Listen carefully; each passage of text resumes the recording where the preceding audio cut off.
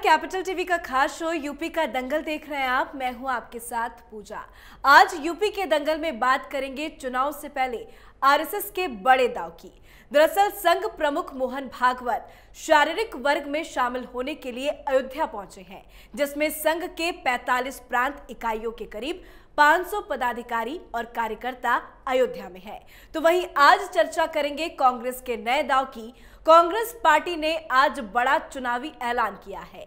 Congress party ने फैसला किया है कि वो राज्य में महिलाओं को 40% टिकट देगी। तो वहीं आखिर में शिवपाल यादव के बड़े बयान की समीक्षा करेंगे, जिसमें उन्होंने कहा कि सपा में नहीं होगा प्रसपा का विलय, पर गठबंधन के लिए है तैयार। और इन्हीं 3 बड़ी खबरों पर चर्चा के लिए हमारे साथ स्टूडियो में मौजूद है कैपिटल टीवी के editor in chief doctor Manish Kumar. Doctor साहब, बहुत बहुत स्वागत है आपका। धन्यवाद। सबसे पहले पहली खबर पे नजर डाल लेते हैं। आरएसएस प्रमुख मोहन भागवत अयोध्या दौरे पर हैं। इस दौरे को किस लिहाज से देखा जाए? देखिए, अभी जितने भी दौरे होंगे सबका राजनीतिक मायने निकाला जाएगा जी।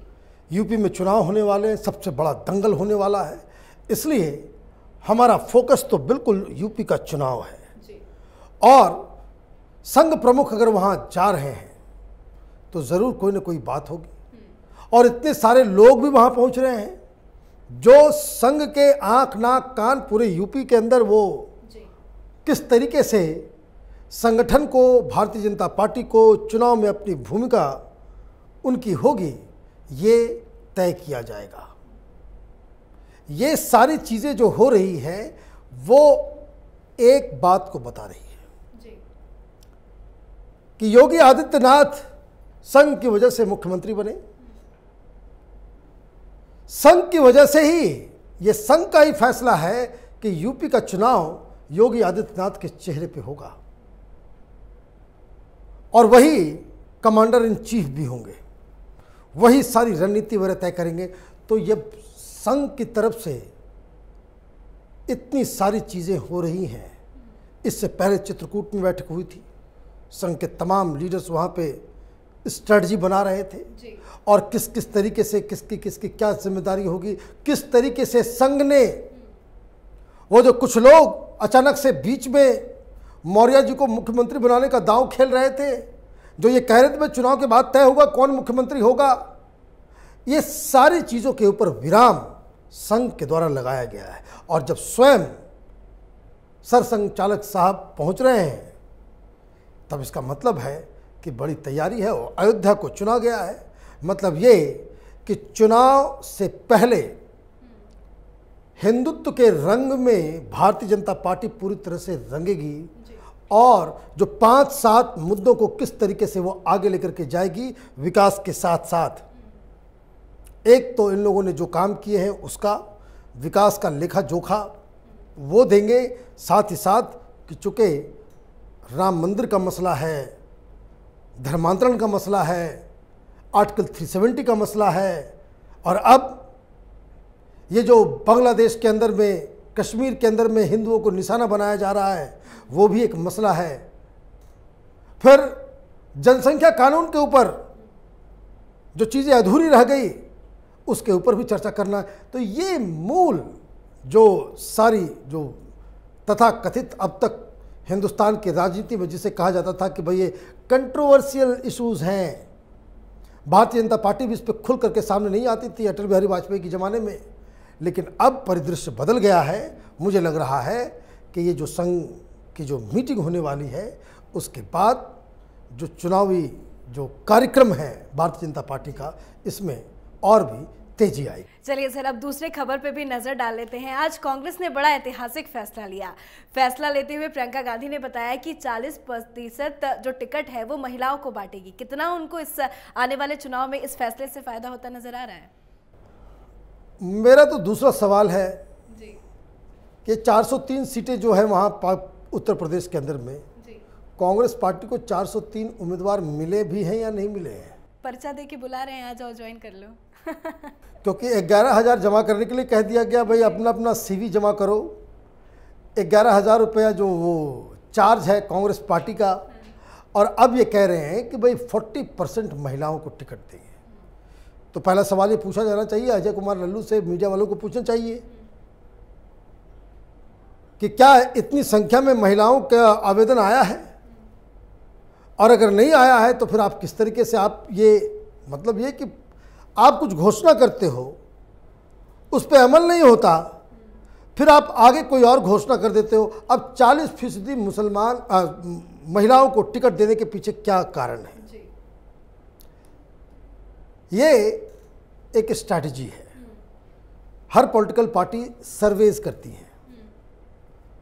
सर्वे किस लिए करती है? कि ताकि ये आइडिया मिले कि कौन कौन सा इशू है, किस इलाके में कौन सा चीज़ लोगों के जहन में चल रहा है, क्या क्या प्रॉब्लम्स हैं, सरकार की का प्लस पॉइंट क्या है, सरकार का नेगेटिव क्या है, वो कौन से मुद्दे हम जिसको हम टच करें जिससे हमको चुनाव में फ़ायदा होगा, ज़्यादा से ज़्यादा लोग हमारे साथ आएंगे। तो एक तो मुसलमानों का दांव वो चला जा रहा था।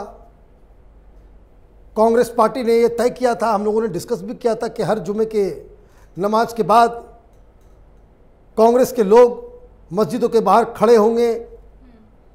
वो कोई 16 सूत्रीय कार्यक्रम बना था। वो पर्चा वो लोगों को देंगे और कन्विंस करेंगे कि भाई कांग्रेस पार्टी आएगी तो ये हमारी, ये सब हम मुसलमानों के लिए करेंगे। मज़ा नहीं आया, कहीं कुछ दिखा नहीं, कुछ इम्पैक्ट नज़र नहीं आया। नया नारा भी दिया है, मैं लड़की हूँ मैं लड़ सकती हूँ। हाँ, अब सर्वे का रिपोर्ट आया होगा। रिपोर्ट में क्लियर कट कोई भी सर्वे आ जाए, उत्तर प्रदेश में महिलाएं भारतीय जनता पार्टी के साथ हैं, तो आपको कुछ न कुछ तो करना पड़ेगा कि भाई भारतीय जनता पार्टी से महिलाएं इधर आए। तो आपने ये स्ट्रैटेजी बनाया कि आप 40% महिलाओं को हम सीट देंगे, उम्मीदवार बनाएंगे, और हमारा स्लोगन होगा कि मैं लड़की हूँ लड़ सकती हूँ। बहुत अच्छी बात है। यही वो लोग हैं जो उत्तर प्रदेश के अंदर जो लड़कियों को पहले जो छेड़खानी होती थी उसके लिए रोमियो ब्रिगेड बनाया गया, तो यही कांग्रेस पार्टी के लोग सबसे ज़्यादा विरोध कर रहे थे। तो खैर ये पॉलिटिकल स्टंट है, कांग्रेस पार्टी को इतना कुछ इसमें हासिल होना है नहीं कि कांग्रेस पार्टी की तैयारी, कांग्रेस पार्टी का लीडरशिप, प्रियंका वाड्रा मीडिया के द्वारा बहुत ज़्यादा उनको प्रॉप अप किया गया। दिल्ली मीडिया ने उसको बहुत ज़्यादा बड़ा चढ़ा कर पेश करने की कोशिश की, लेकिन प्रियंका वाड्रा ग्राउंड में उतरी। जो उनका वर्किंग स्टाइल है, जिस तरह से वो काम करती हैं, ना वो संगठन के अंदर नई ऊर्जा जगाने में कामयाब हुई हैं, और ना ही चुनाव में कांग्रेस पार्टी कुछ करतब दिखा सकती है, इसके कोई संकेत मिल रहे हैं। अभी भी सिचुएशन ठीक वैसा ही है कि भारतीय जनता पार्टी सबसे बड़ी पार्टी, सबसे मजबूत नज़र आ रही है, और उसको चैलेंज देने के लिए सिर्फ और सिर्फ अखिलेश यादव ही नज़र आ रहे हैं। जी, प्रियंका के अलावा तो कोई बड़ा चेहरा नज़र नहीं आ रहा है। बड़ा चेहरा होता भी नहीं कांग्रेस पार्टी में। कांग्रेस पार्टी में 3 चेहरे, 3 के अलावा बाकी सब भीड़ हैं, सोनिया गांधी, प्रियंका वाड्रा और राहुल गांधी। लेकिन प्रियंका तो ये कह रही है कि मैंने ये निर्णय इसलिए लिया है कि हाथरस की लड़की को न्याय मिल पाए, उन्नाव की लड़की को न्याय मिल पाए, लखीमपुर में जो हुआ उनके परिवार वालों को न्याय मिल जाए। तो वो न्याय की बात कर रही है, इसलिए उन्होंने ये निर्णय लिया है। प्रियंका वाड्रा ये भूल गई कि वो एक नेशनल पार्टी है। बंगाल में 3000 महिलाओं के साथ तृणमूल के गुंडों ने रेप किया, वहां जाकर के ये बात क्यों नहीं बोली? अभी कश्मीर के अंदर हिंदू महिलाओं के साथ बुरा बर्ताव हो रहा है। एक सिख महिला को, टीचर को सरेआम मार दिया गया, वहां जाकर के क्यों नहीं बोलती? आपका सारा दिमाग उत्तर प्रदेश में ही लगा हुआ है। उत्तर प्रदेश के बाहर दुनिया नहीं है। अभी गैंग रेप हुआ राजस्थान के अंदर में, वहां लड़की लड़ेगी नहीं। राजस्थान की लड़की है, कांग्रेस की सरकार है, तो लड़कियों का रेप होने दो वहां पे। तो ये बेकार की बातें हैं, ये सब जार्गन्स हैं। जी बिल्कुल। और ये 70s की राजनीति है। महिला बिल लेकर के आ जाना है तो दलितों के लिए ये कर देना। वो कार्ड खेलते हैं, दलित कार्ड, ओबीसी कार्ड, ब्राह्मण कार्ड, तो महिला का कार्ड, मुस्लिम कार्ड, ये सब काम खत्म। आपके प्रचार, आपकी वाणी, आपकी भाषण, उसमें अगर नयापन नहीं है, यूथ आपके साथ नहीं जाएगा। चाहे कितने भी आप लुक्रेटिव स्लोगन लगा लो, इस स्लोगन का ज़माना ख़त्म, ये कार्ड का ज़माना ख़त्म। और ये शायद प्रियंका वाड्रा और उनके जो जेएनयू की जो मित्र मंडली है, उनको ये बात समझ में नहीं आ रही। चलिए, आखिरी आपसे चाचा भतीजे की नोकझोंक को समझना चाहेंगे सर। शिवपाल यादव ने कहा है कि हम विलय तो नहीं कर रहे हैं, लेकिन गठबंधन कर सकते हैं। तो ये देखिए, ये दोनों चाचा भतीजा आपस में ही एक दूसरे को काटने में लगे हुए हैं।